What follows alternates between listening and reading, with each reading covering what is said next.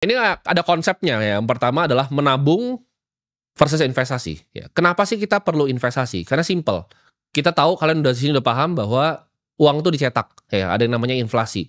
Jadi kalau kita nggak berinvestasi, kita cuma nabung nih uangnya, misalnya cuma punya 100 juta, cuma ditabung doang nggak diinvestasikan, 100 juta itu kalau misalnya inflasinya tuh 3-5% tahun depan tuh udah berkurang ya. Jadi 95 juta nanti. Nilai ketika kalian bisa beli barang-barang di sekitar kalian, itu akan berkurang ya. Itu yang pertama, ada inflasi. Dan yang kedua, kalian memanfaatkan yang namanya compounding interest. Banyak yang nanya, kok gue bisa punya harta seperti sekarang? Jawabannya ini bukan karena gue bisa jackpot, karena gue itu super pinter atau yang lain, enggak.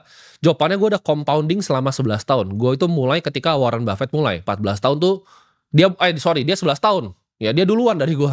Jadi gue itu 14 tahun mulai, Warren Buffett itu 11 tahun mulai, kita compound gitu. Jadi Warren Buffett tuh baru jadi billionaire tuh umur 50-an. Teman-teman banyak yang nggak paham.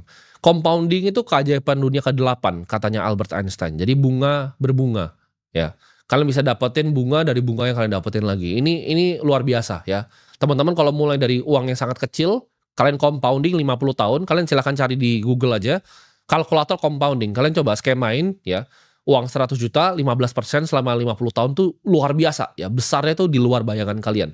Dan inilah yang gue tahu dulu. Jadi gue fokusnya di compounding ini. Kenapa gue berinvestasi gitu. Nah di